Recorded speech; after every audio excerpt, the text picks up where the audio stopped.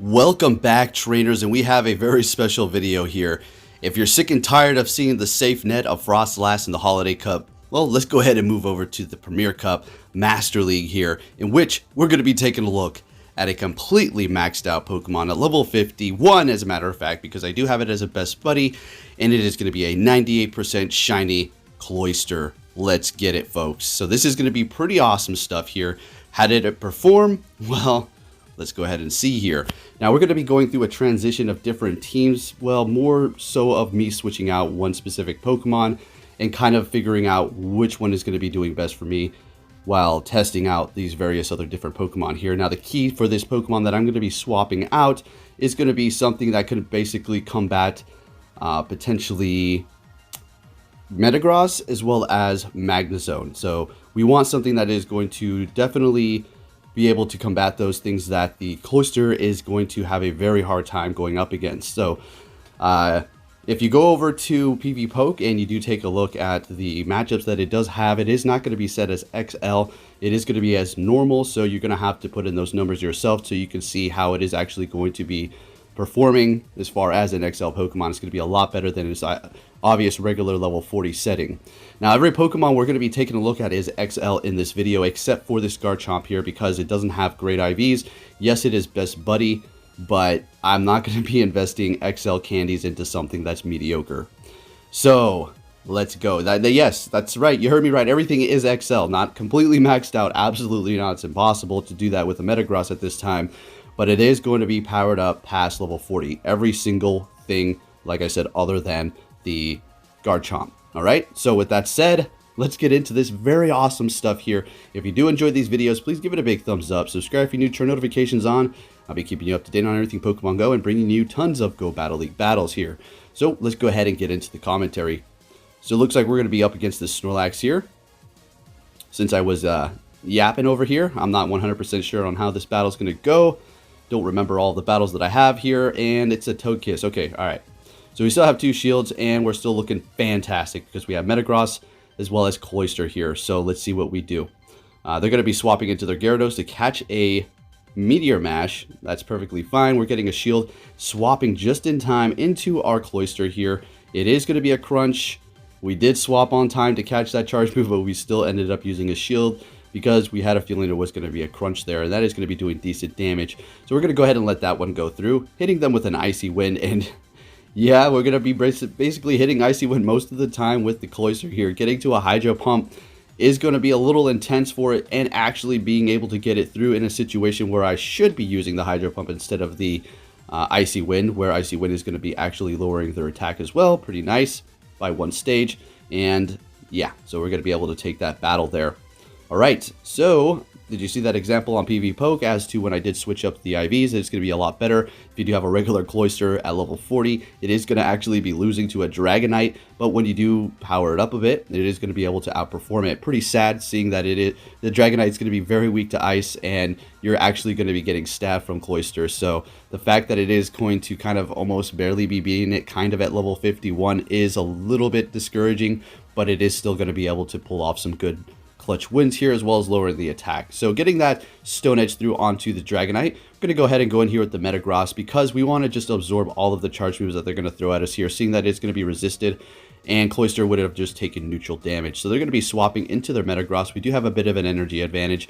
We're going to go ahead and go Meteor Mash. Whether or not they shield it or not is perfectly fine, and it would have been great to get a shield there, but they're letting it go through. So at this point, it's just going to be straight Meteor Mash.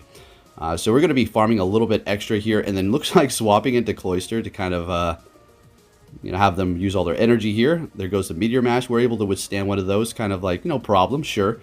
But it's very sad, the fact that this thing does not have much HP, even at level 51. Alright, so let me just stop myself really fast for this commentary here and just explain something. I put out videos, I'm sure there's, plenty of things explaining what XL candies are, but if you're not aware, very quickly, it is going to be something for trainers that are going to be level 40 and above. Whenever you do catch a Pokemon, you do have the potential of getting XL candies, hatching them, you'll get XL candies, trading them, potentially XL candies, transferring them, And yeah, it's pretty much the gist there. So you're going to get these, and then it's basically going to allow you to power up a Pokemon beyond level 40, which is going to require these XL candies, which are going to, it's going to take a lot of them to get them to level 50 in a lot of time. And it is kind of fitting that I'm able to actually do the Cloyster here, seeing that I am in Alaska. Pretty awesome stuff here. And I'm not disappointed in this, to be honest with you. It is what it is. It was part of one of the levels, you know, during the progress. We had to max out 3 Pokemon, and Cloyster is going to be one of the most eligible Pokemon for the premiere. We do have a Quagsire, but not going to really use that right now. Anyways, that's for more of the Ultra League because of the low CP. Cloyster does have a much higher one. So we're actually using Chandelure, Incinerate, and the Flame Charge, which is going to be pretty interesting, as well as the Shadow Ball. And we're able to actually take that win there. We didn't use Chandelure too much. I think we like instantly swapped it. And now we're going with the Torterra here. And then eventually we're going to graduate into Garchomp for our final Pokemon. We're going to still have the Metagross on our team. So we'll have the Cloyster, Metagross, and Garchomp. And that proved to be an absolute fantastic team here. All right, so let's go. We have the Torterra up against the Gyarados, which we're going to be doing neutral damage with the Razor Leaf. So I am going for this one here. It's not going to be very effective. It is going to be lowering the defense. And the reason why is so I can Razor Leaf it down. He is going to be going for an Aqua Tail here, and that's going to be bringing us kind of lower than we were, so they can't necessarily get too much farm. Perfect. In comes the Mamoswine farming us down. We're very weak to ice, so that's great that they're not able to get too much farm. We're going to go ahead and go in here with Cloyster because, well, the ice moves are going to be resisted. Bulldoze is going to hurt quite a bit, as you see here, but it's not going to be threatening us too much. As a matter of fact, more than likely, they're going to be going for an Avalanche to kind of help their energy, and that's still not going to be enough to take us out. We're going to go ahead and instantly swap. They go into Togekiss, and it's a GG there. They back out, and we take the win. Looking great here, guys. Let's keep it going. See what we have. And it is going to be a Togekiss. So what I'm doing for this video, I kind of explained it yesterday, but I'll explain it again, is so the first battles are kind of the test ones, the test rounds, just seeing what's going to be comfortable with the Cloyster here. And then eventually built up to the Garchomp, which typically I would have just shown the Garchomp battles. I would have done a little bit more once we have figured out the formula for this team. But I thought I'd go ahead and show you guys, like, you know, the whole transition, you know, the tests until the final product. So that's what you're going to see here. And that is another, more excuses. That's another reason why we're not really raking out too much. I don't really care anymore because of all the issues and all these other random things involved that I'm not concerned. Another thing is, if we rank up too high, it's going to take forever to find battles, and I simply don't have that time. I need to get in there, do my battles, and get that video, and then move on with my life, right? So anyways, we're going to be going in here with the Metagross, and let's see what they decide to bring into the battle here. We're going to be going in with the Swampert, so this is not the best situation in the world. This is absolutely a Hydro Cannon. We are actually, well, it looks like we're going to shield it up to preserve the health. Building up to 2 Meteor Mashes, almost, not quite there. I think we're going to swap. We initially wanted to catch that first Hydro Cannon here. So it looks like, what? Do you think they'll go for an Earthquake? Let's see. Hydro Cannon, not enough to take us out. We should be able to, oh, they came, oh, very clever. So this has given us an opportunity to win here. This is going to more than likely be a Flamethrower. Absolutely. So what we're going to do is just simply farm this thing down. And we will win the CMP up against the Swampert. So no problem, we're going to go straight for the Earthquake here. And this is, in fact, like we discussed, an XL Metagross. It's not going to be, you know, super highly powered up. I think it's like level 43 or something like that. So 100% IV, really nice. As a matter of fact, I did power up quite a few Pokemon that are going to be eligible for the Master League beyond level 40. And we'll be taking a look at that in a separate video. So going for a Meteor Mash onto that Snorlax here. And we're gonna, I think we want to let this go through here. Oh my gosh, of course it is an Earthquake. I was thinking it would be my luck that they're gonna hit an Earthquake right here. It would be my luck. So I honestly wanted to go in there with the Torterra initially because Superpower, it will hurt. It's not too threatening though. Body Slam, as you can see, it's not doing too much. Torterra is pretty nice, pretty bulky on top of being XL here. And Earthquake's not very effective, so yeah, it would have been a win. Would have been probably a win if I did not go with that misclick here. So we're up against a Metagross, and yeah, this is not a position that Cloyster wants to be in at all. So the Meteor Mash is going to be neutral. We've seen how much damage it is going to do. Ice is going to be weak to steel. Water is going to neutralize it, but Cloyster, unfortunately, even at level 51, is not the tankiest. So we're going to be going for another Icy Wind here. Just trying to, bring the attack down as much as I can on the Metagross here. This is basically a losing matchup. I'm just trying to play it out as long as I can. And I'm thinking, all right, let's lower the defense and maybe by some sort of miracle here. But nah, that's not happening. All right. But we're going to stay in here and just see what we can do. So this is not going to KO. And unfortunately, they're going to be getting some pretty nice farm off of the Torterra here while we're just doing massively no damage. Massively no damage, however that works. Okay. So down we go. It doesn't matter even if we got out that Icy Wind. The Metagross would have definitely taken us out. It's a good game. Let's see what we have. We're met with a horrible lead, a Shadow Machamp. That's actually good. Let's see how this works. We're going to go ahead and swap into Torterra here. And we're going to go ahead and let this Cross Chop go through. The Rock Slide's not very effective. Cross Chop's doing not that much damage, not too threatening. They're going to be going in here with the Gyarados, and I wanted to go for the defense lowering move, Sand Tomb, but we're going to go ahead and go with the Frenzy Plan, doing a lot of damage, bringing it into the red, and with the couple more Razor Leaves, the thing really doesn't have too much health. So we're going to go ahead and go in here with the Cloyster and farm it down and have a little bit of energy once it does go down here. So they're hitting us with an Aqua Tail, not very effective, fantastic, and we swap into Metagross to get a little bit of farm. And they're going to be going into their Machamp here. Now, I was expecting the Machamp to come back in, and this is why I went with the Metagross here, to just start building up the energy at this point. We used a shield, that's fine. They have one Pokemon left.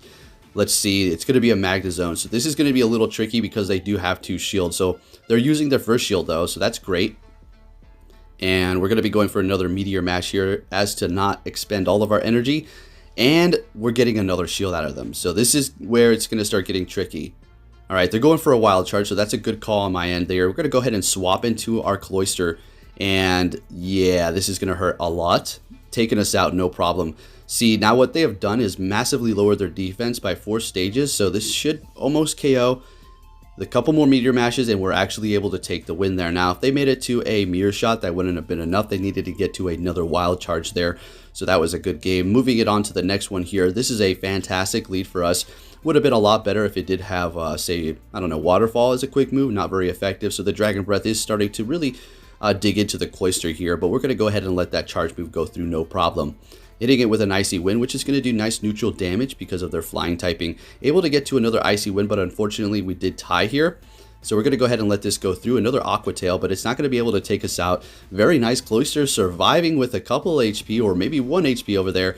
And we're going to be going down, but that's perfectly fine. We're going to be able to actually go in here with the Metagross and farm because they would have used that potentially to counter the Metagross. And this guy just instantly throws in the Snorlax without even thinking about it. He is heated over there, ready to battle. Did you see that? I never really see that happen too often. People just throw it in right away. Let's go. He's ready for battle. All right, so going to go ahead and let this Body Slam go through. We did make a swap there. It was just a visual glitch, starting to build up that energy on our Garchomp. Now, what I really wanted to do was farm this thing all the way down, and I didn't want to get hit by an Outrage here, so we go ahead and shield it up. In comes the Metagross, and what we're going to do is just be extremely aggressive. We're just going to go for the Earthquake every single time here. It's been revealed. They know we have Earthquake. Now let's see if they want to call this. Are we baiting, or are we going straight Earthquake? And they let it go through, so they thought we were going to go for an Outrage.